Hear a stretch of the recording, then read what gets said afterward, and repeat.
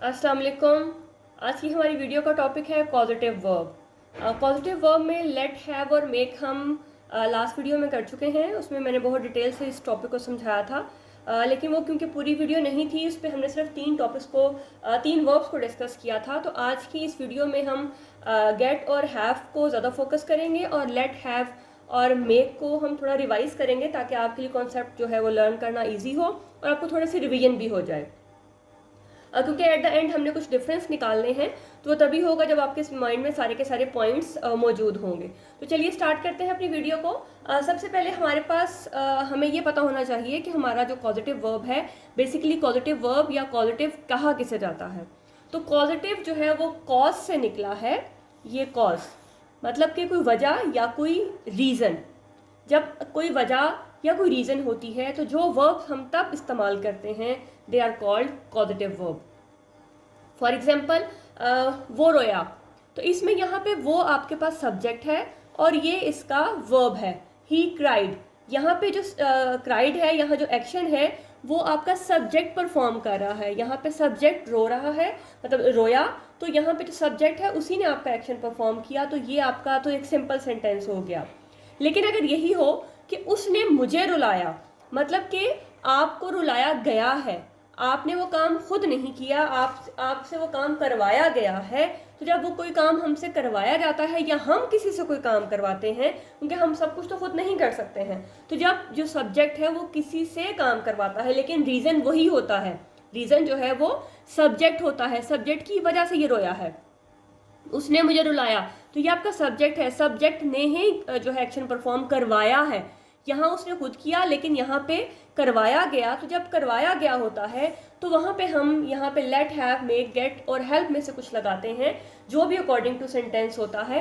तो जब हम उसने मुझे क्योंकि ज़बरदस्ती रुलाया है, जब ज़बरदस्ती रुलाया है तो मैं बोलूँगी ही मेड मी क्राइड। तो यहाँ पे इस मेड का मतलब होगा कि उसने मुझे बाय फोर्स, मजबूर करके या ज़बरदस्ती किसी भी तरीके से जो है मुझे रुलाया है। तो जब हमने बाय फोर्स किसी चीज़ पे फोकस करवाना हो तो हम लगाते हैं मेक, और वो अकॉर्डिंग टू टेंस चेंज हो जाता है। अगर वो प्रेजेंट है, पास्ट है, कॉन्टीन्यूस है या फ्यूचर है, वो डिपेंड करता है उस पर।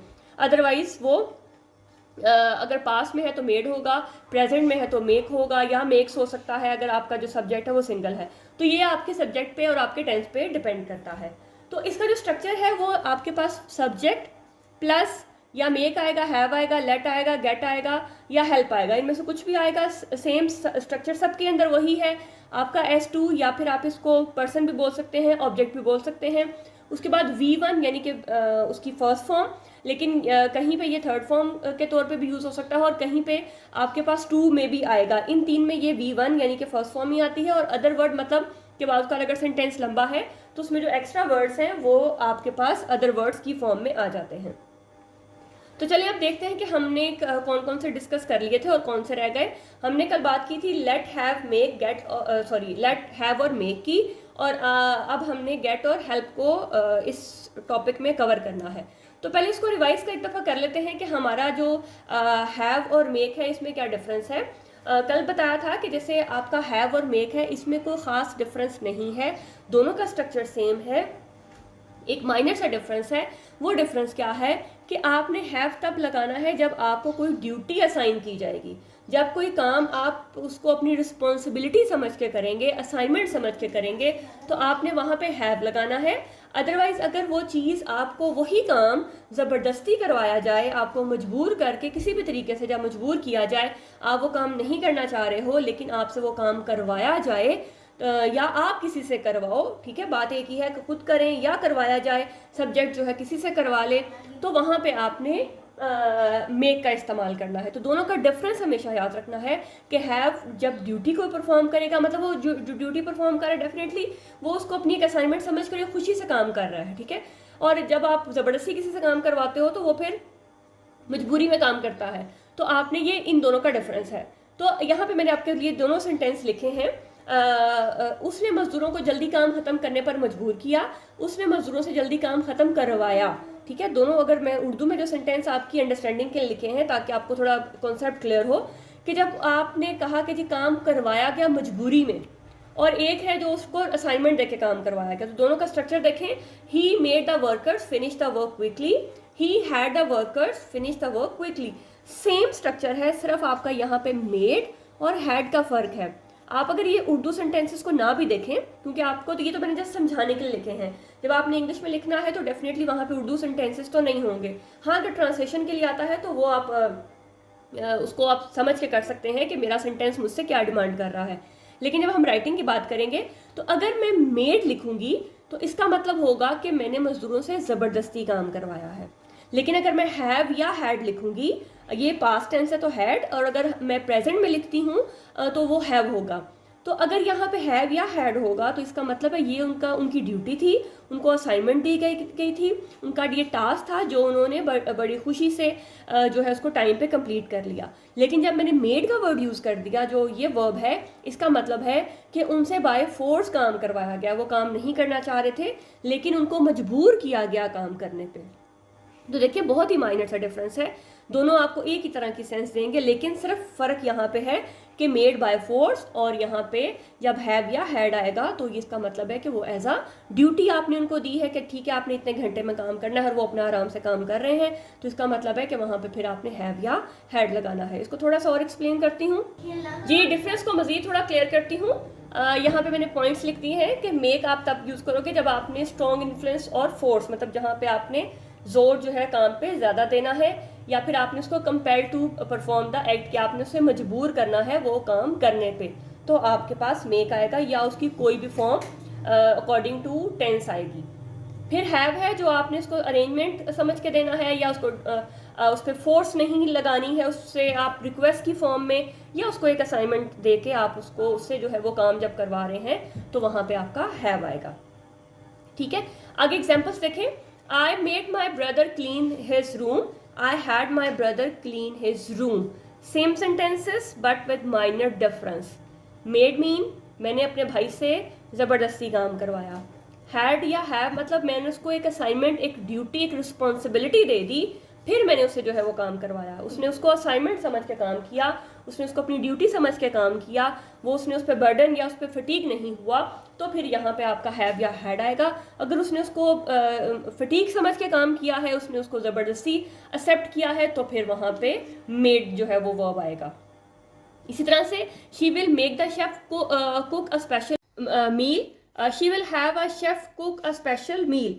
अब what is the basic difference between these two sentences, कि आपका यहाँ जो मेक और हैव है, इसकी वजह से सारा का सारा सेंटेंस का जो स्ट्रक्चर है, जो मीनिंग है, वो चेंज हो गया। वो कैसे कि जब आपने मेक की बात की तो इट मीन्स कि आप बाय फोर्स खाना पकवा रहे हैं। अगर आपने हैव लगाया है तो इट मीन्स जो शेफ़ है वो उसकी ड्यूटी है, वो डेली रूटीन में काम करता है, वो उसको अपनी एक असाइनमेंट समझ के परफॉर्म करता है, वो उस पर बर्डन नहीं लेता है, तो वहाँ पे उसके लिए आपने हैव लगाया। लेकिन जब आप मेक लगाओगे तो आप ये शो करवा रहे हैं कि आप बाय फोर्स खाना पकवा रहे हैं, आप उसको एज अ ड्यूटी समझ के काम नहीं करवा रहे हो, आप उसको परफॉर्म करवा रहे हो बाय फोर्स। तो आपने जब मेक लगाया तो ये बाय फोर्स की मीनिंग देगा, और जब आपने हैव लगाना है तो ये ड्यूटी या असाइनमेंट का सेंस देगा। तो आई होप कि आपको ये क्लियर हो रहा होगा कि यहाँ पे डिफरेंस क्या है मेक और हैव का, कि सिर्फ बाय फोर्स और ड्यूटी को शो करवाया जा रहा है। जी, नेक्स्ट हम रिवाइज करते हैं लेट को। लेट हम तब यूज़ करते हैं जब हमने किसी को परमिशन दी हो या किसी को हमने अलाउ किया हो कुछ करने के लिए। फॉर एग्जाम्पल, मुझे जाने दो, लेट मी गो। वकास मुझे अंदर जाने देगा। अब यहाँ पे वकास और मुझे दो आपके पास सब्जेक्ट हैं। तो ऐसे जो सेंटेंस होते हैं, बाज़ औक़ात जो सेंटेंसेस होते हैं वो आपके एक्टिव पॉजिटिव हैं और बाज़ औक़ात जो है वो पैसिव पॉजिटिव हैं। तो ये एक्टिव और पैसिव में क्या फ़र्क है, इसको भी मैं आगे जाके रिवाइज करवाती हूँ, क्योंकि ये हमने कल किया हुआ है, इसलिए मैं इसको ज़रा वाइंड अप कर रही हूँ ताकि हम मेन जो हमारा टॉपिक है उसकी तरफ चलें। तो Waqas will let me go inside, को मुझे अंदर आने देगा। आसिफ ने मुझे अपनी नई गाड़ी जो कार है वो चलाने दी। यहाँ पे उसको परमिशन दे रहा है, इजाज़त दे रहा है कि आप मेरी गाड़ी जो है वो चला सकते हैं। तो Asif let me drive his new car. तो ये बेसिकली हमारा लेट का यूज़ है कि जहाँ पे हमें परमिशन दी जाए, हमें अलाउ किया जाए, इजाज़त दी जाए, जो सब्जेक्ट है वो इजाज़त दे रहा हो, तो फिर जो है वो आपका वहाँ पे आपने लेट का इस्तेमाल करना है। जी, नेक्स्ट पॉजिटिव वर्ब हमारे पास है गेट। अब गेट क्या है कि आप बहुत सारे ऐसे काम हैं जो किसी को मना के करवाते हो, मतलब हर काम ना तो ज़बरदस्ती किया जा सकता है, ना असाइनमेंट देख के किया जा सकता है। तो मतलब असाइनमेंट दे के भी नहीं किया, ज़बरदस्ती भी नहीं किया, आपने इजाज़त भी नहीं ली। तो अब बाज़ का ऐसा होता है कि आप किसी को मनाते हो, अब कन्विंस करते हो, परसुएट करते हो कि ये हमारा ये काम कर दें। तो जब आपने किसी को मनाया किसी काम को करने के लिए, काम आपने नहीं किया लेकिन आपने काम करवाया है, वजह आप हो। पॉजिटिव वर्ब में वजह जो है वो सब्जेक्ट ही होता है, लेकिन वो खुद नहीं करता, वो करवाता है। तो जब उसने काम करवाया है और किसी को कन्विंस करके करवाया है, तो फिर वहां पे आपने गेट यूज करना है। उसका स्ट्रक्चर भी सेम है, सिर्फ एक माइनर सा डिफरेंस है। वही आपका सब्जेक्ट, वही आपका जो पॉजिटिव वर्ब है, पहले हम यहाँ पे लेट है जो है वो लगाते थे, या मेक या हैव लगाते थे। तो अब यहाँ पे क्योंकि हमने किसी को मना के करवाना है, तो यहाँ गेट होगा। वही ऑब्जेक्ट या पर्सन या S2 जो भी आप इसको कहना चाहो। अब पहले यहाँ पे हमारे पास सिर्फ V1 था, यानी कि बेस फॉर्म थी, लेकिन गेट के अंदर आपने 2+V1 लगाना है जब आपका सेंटेंस एक्टिव है। जब वो पैसिव होगा तो फिर उसमें 2 नहीं आएगा, उसमें सिर्फ फिर आपकी फॉर्म आएगी, आपका 2 नहीं आएगा। अभी एक्टिव सेंटेंस क्या है और पैसिव सेंटेंस क्या है एक दफ़ा अभी भी बता देती हूँ, फिर आगे जाके भी इसको रिवाइज करवाती हूँ। कि जैसे आप एक एग्जाम्पल जैसे कल भी दी थी कि मैंने मैकेनिक से गाड़ी ठीक करवाई, तो जब जिससे काम करवाया जाएगा, जब उसका जिक्र किया जाएगा, ठीक है, जब उसका जिक्र किया जाएगा तो वो एक्टिव सेंटेंस होगा। अगर मैं ये कहूँ कि मैंने गाड़ी ठीक करवाई, तो एक अंडरस्टूड सी बात है कि किसी से करवाई है। अगर ठीक करवाई कह रहा है तो इसका मतलब है मैकेनिक से ही करवाई है, या किसी से भी करवाई है, खुद नहीं की। तो जब काम करने वाला, जिससे जो काम करवाया जा रहा है, उसका जिक्र ना हो, तो वो आपका पैसिव पॉजिटिव होगा। उन्होंने मुझे अपनी वेबसाइट के लिए मवाद लिखने पर राज़ी किया। देखें, राज़ी किया, ये उर्दू के सेंटेंस सिर्फ आपको समझाने के लिए हैं। जब आपने इंग्लिश करनी है या कोई भी ऐसे लिखना है या कोई भी चीज़ आप या स्पोकन में है, तो डेफिनेटली आप उर्दू नहीं बोलोगे, आपने तो डायरेक्ट इंग्लिश को बोलना है। तो ये सिर्फ आपके समझाने के लिए, आपके कॉन्सेप्ट क्लियर करने के लिए लिखे गए हैं। हाँ, अगर आपको पेपर में ट्रांसलेशन करने के लिए आता है तो फिर वो तब भी आपके लिए हेल्पफुल होगा। तो दे गॉट मी, देखें, दे आपका सब्जेक्ट, गॉट आपका गेट की सेकंड फॉर्म क्योंकि ये पास्ट टेंस है।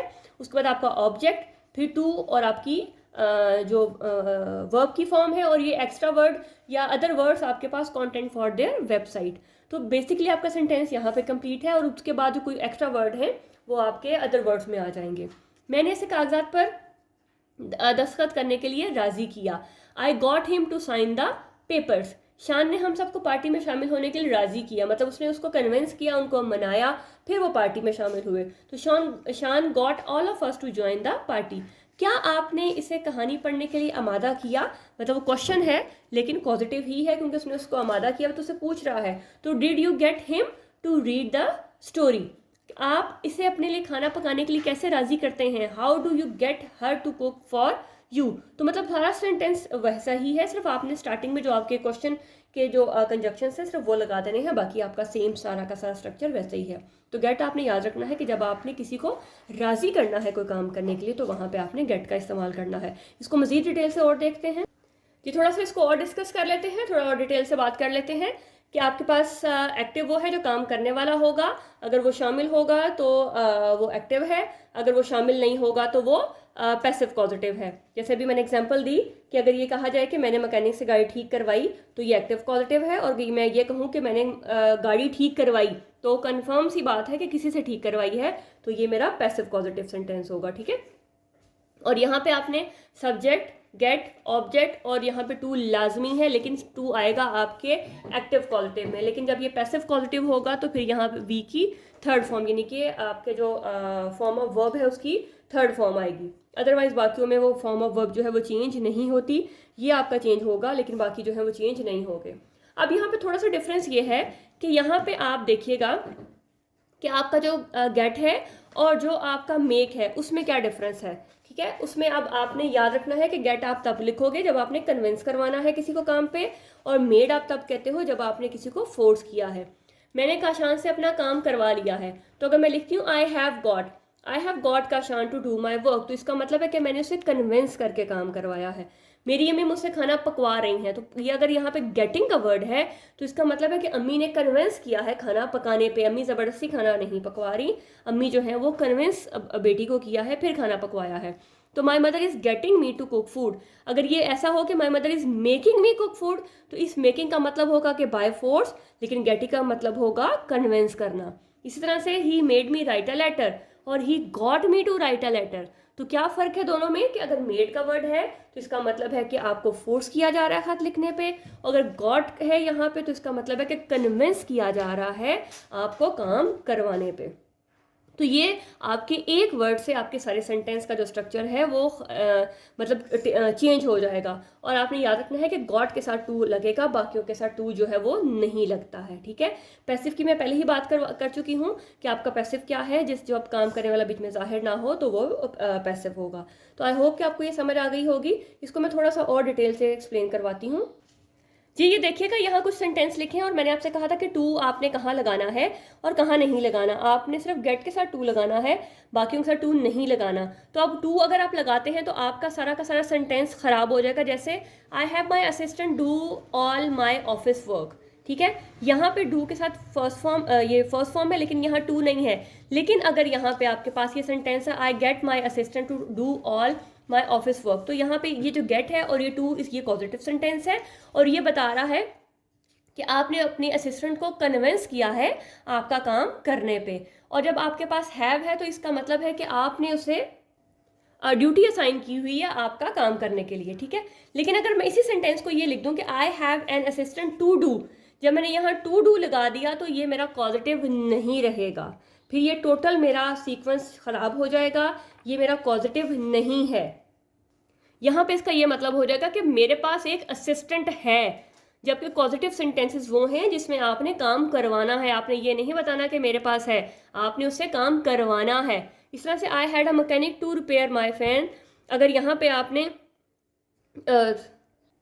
टू लगा दिया है और हैड है, आपके पास ये पॉजिटिव है, लेकिन यहाँ पे टू अगर लगा दिया है तो ये तब भी सीक्वेंस चेंज हो जाएगा। या फिर ये मीनिंग दे रहे हो कि मेरे पास एक मैकेनिक है, यहाँ पे आप ये नहीं बता रहे हो कि मैंने उससे जो है अपना पंखा ठीक करवाया है।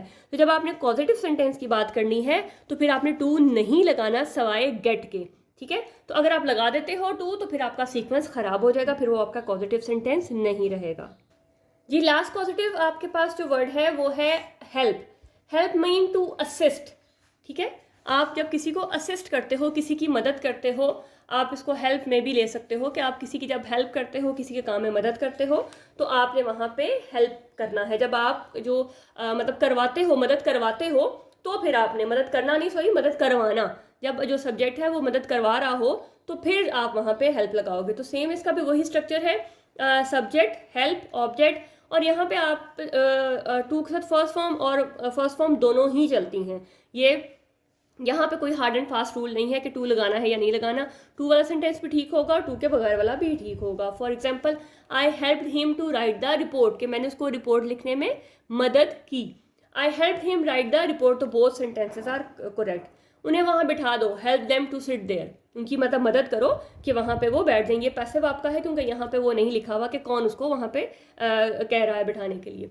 वो अपने भाई का होमवर्क करवा रही है, she is helping his brother to do homework, मतलब खुद नहीं कर रही है, करवा रही है। वो खुद भाई काम कर रहा है और वो भाई की हेल्प कर रही है, तो यहाँ पे फिर आपका आएगा she is helping his brother to do homework. उसने खिड़की खोलने में मेरी मदद की, मतलब खुद नहीं खो रहा, खिड़की खोली जा रही थी और वहाँ पे उसने आके उसकी हेल्प की।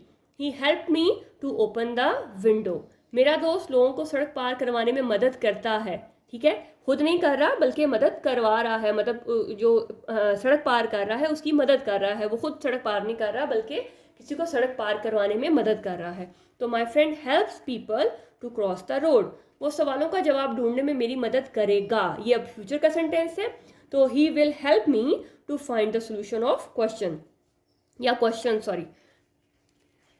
I help you to learn English और I help you learn English, ठीक है, दोनों ही ठीक है। अगर आप टू लगाते हो तब भी ठीक है, नहीं लगाते हो तो भी ठीक है। तो हेल्प वाला बहुत इजी है कि जब आप किसी की मदद कर रहे होते हैं, आप जो सब्जेक्ट है, जो काम करने वाला है, उसकी मदद कर रहे होते हैं, तो फिर आप वहाँ पे हेल्प लगाते हो, ठीक है।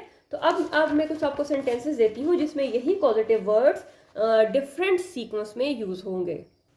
अब यहाँ देखिए, मैंने एक ही सेंटेंस में पांचों पॉजिटिव वर्ड्स को यूज़ किया है, लेकिन जब आपने उनको यूज़ किया है तो ऑटोमेटिकली हर सेंटेंस का जो स्ट्रक्चर है वो चेंज हो गया है, उसका मीनिंग टोटली डिफरेंट हो गया है। कैसे देखिएगा, आई had my car repaired, I got my car repaired, I made him repair my car, I let him repair my car, I help him repair my car.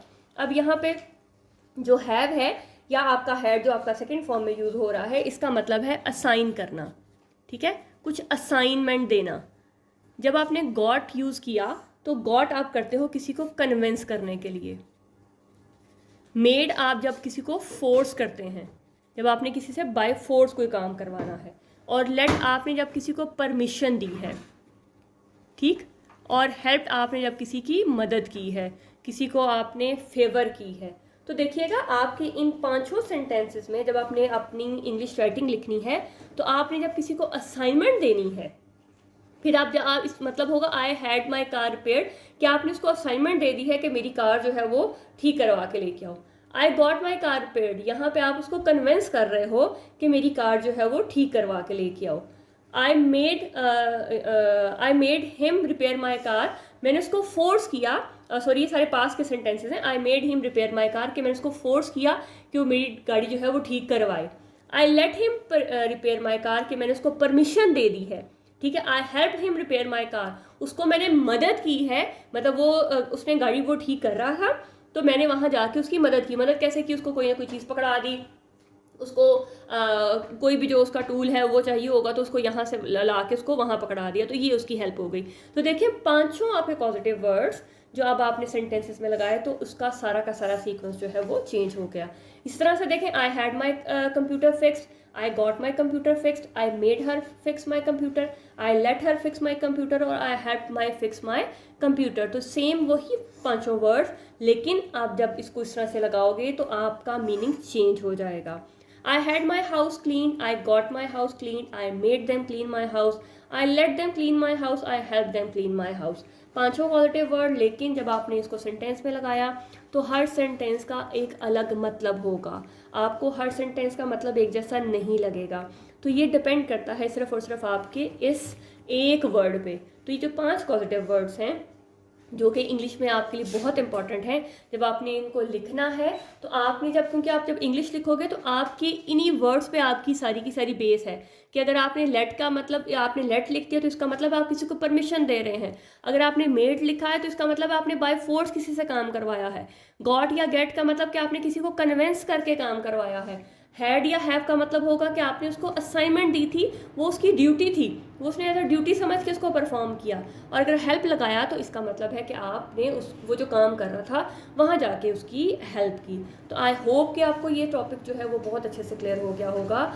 ये टॉपिक थोड़ा सा tricky है, लेकिन मैंने पूरी कोशिश की है कि इसको इजी वर्ड में समझाऊं। और ये जो आपको एग्जांपल्स लिख के दी हैं, मेरे ख्याल से इसके बाद तो आपको बहुत अच्छे से समझ आ गया होगा कि हमने इनको इस्तेमाल कैसे करना है, कि सिर्फ एक वर्ड जो है हमारे मीनिंग को चेंज कर देगा। तो सिर्फ आपने उन मीनिंग्स को देखना है और सेंटेंस के सीक्वेंस के अकॉर्डिंग उसको जहाँ पर वो फिट आएगा वहाँ पर लगा देना है। तो अपना बहुत सा ख्याल रखिएगा, कमेंट करके लाजमी बताइएगा। और अगर आपको लगता है कि आपके लिए बहुत ही यूज़फुल थी तो अब दूसरों को लाजमी शेयर कीजिएगा ताकि उनको भी अच्छे तरीके